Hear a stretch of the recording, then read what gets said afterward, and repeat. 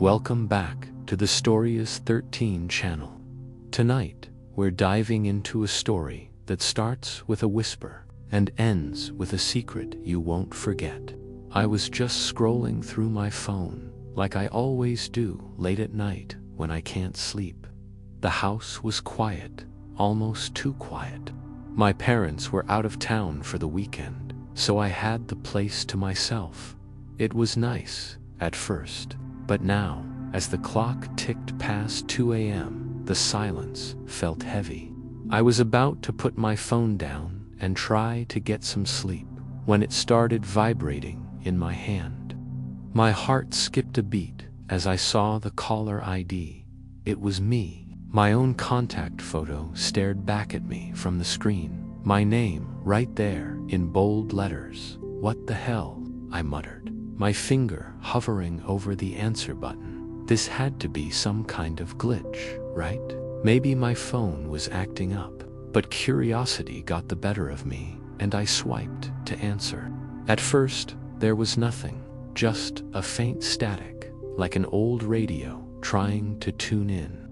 Then I heard it, heavy breathing, ragged and uneven. It sent chills down my spine. I was about to hang up when a voice came through, barely above a whisper. My voice. Don't go into the living room, it said, before the line went dead. I sat there, frozen, staring at my phone. My mind was racing, trying to make sense of what just happened. It had to be a prank, right? But who could have pulled this off, and why? Against my better judgment, I got up from my bed. My legs felt like lead as I made my way towards the hallway.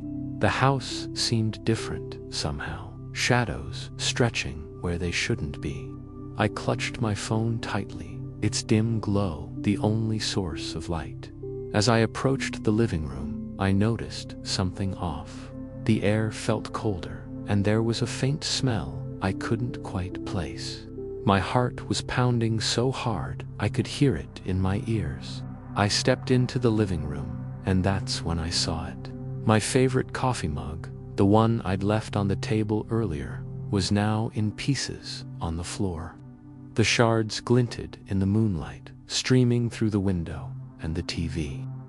It was on, showing nothing but static. I hadn't turned on the TV. I knew I hadn't. My phone vibrated again, making me jump. It was my number, calling again. With shaking hands, I answered. This time, there was no breathing, no whisper, just my own voice, screaming, "Run." I spun around, ready to bolt, when I saw it. A figure emerging from the shadows of the hallway. It was me, but not me. It looked like me, but something was off. Its movements were too fluid, too smooth to be human. And its eyes, God, its eyes were completely black. I didn't think. I just ran. Out the front door, down the street, not daring to look back. My lungs were burning, but I couldn't stop. I ran until I reached the 24-hour convenience store at the end of our street. Gasping for air, I burst through the doors. The cashier looked up, startled. I must have looked insane in my pajamas, wild-eyed and out of breath. "Phone," I managed to gasp out. "Can I use your phone?" The cashier nodded, sliding the store's landline across the counter. With trembling fingers, I dialed my parents' number. It rang once, twice, 3 times. "Hello." My mom's groggy voice came through. "Daniel, is everything okay?" I opened my mouth to speak, to tell her everything, when I noticed something on the store's phone. There, in the contacts list, was my number, my name, my photo. I dropped the phone like it had burned me. The cashier was staring at me now, concern etched on his face. I stumbled backwards, out of the store, my mind reeling. Outside, I looked around wildly.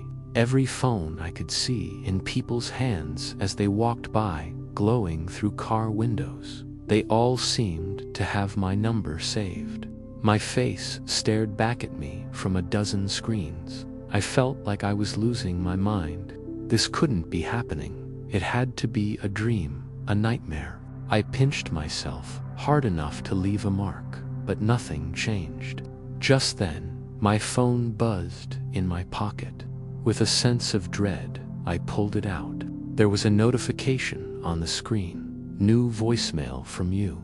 My finger hovered over the play button. Did I dare listen? What more could my own voice possibly tell me? But I knew I had to. With a deep breath, I pressed play. "Hello, Daniel," my voice said. But it wasn't me speaking. It was too calm, too cold. "I hope you're enjoying our little game, but I'm afraid it's only just begun. You see, you can run, but you can't hide, not from yourself. I'll always find you, Daniel, because I am you, the real you, the you that you've been trying to ignore all these years. And now, it's time for us to become one." The message ended, and I stood there, frozen in terror. What did it mean? What was happening to me? I looked up, scanning the street, half expecting to see that not quite me figure standing there. But the street was empty, just me and the endless sea of phones, all displaying my face, my number. I started walking, not sure where I was going, just knowing I couldn't stay still. Every step felt like it might be my last, like at any moment that thing wearing my face might appear. As I walked, I tried to make sense of it all. Was I going crazy? Had I always been crazy, and just now realizing it? Or was something truly supernatural happening? I thought back to all the times I'd felt ... off. The moments when I didn't quite feel like myself. The dark thoughts that sometimes crept in late at night. Had that all been leading to this? My phone buzzed again. Another call from myself. I let it ring, too afraid to answer, too afraid to ignore it. When it stopped, another voicemail notification popped up. "You can't ignore me forever, Daniel," my voice said. "I'm a part of you.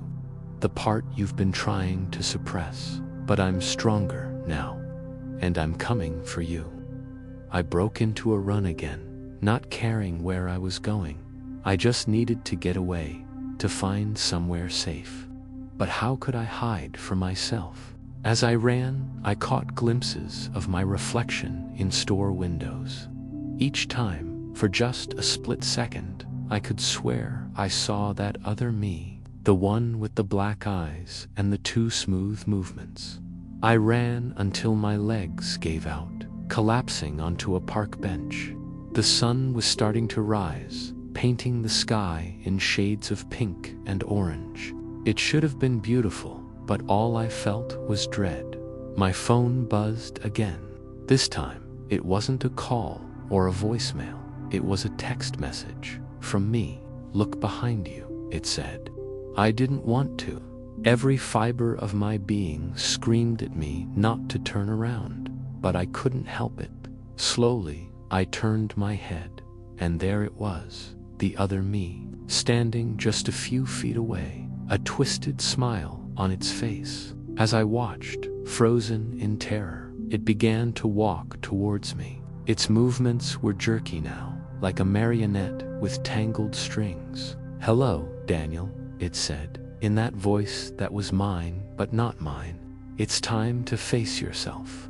As it reached out towards me, I realized with horror that its hand was translucent, ghostly. And as it touched me, I felt a cold, unlike anything I'd ever experienced before. The last thing I saw before everything went black was my own face, twisted into an inhuman grin, its eyes as dark as the void I was falling into. When I woke up, I was back in my bed. My phone was on the nightstand, screen dark. For a moment, I thought it had all been a nightmare. Then I noticed the notification light blinking. With trembling hands, I picked up the phone. "New voicemail from you," the screen read, and as I stared at those words, I realized that the nightmare was far from over. In fact, it might have only just begun. If you enjoyed this chilling tale, don't forget to like, comment, and subscribe for more. Until next time, sleep with one eye open.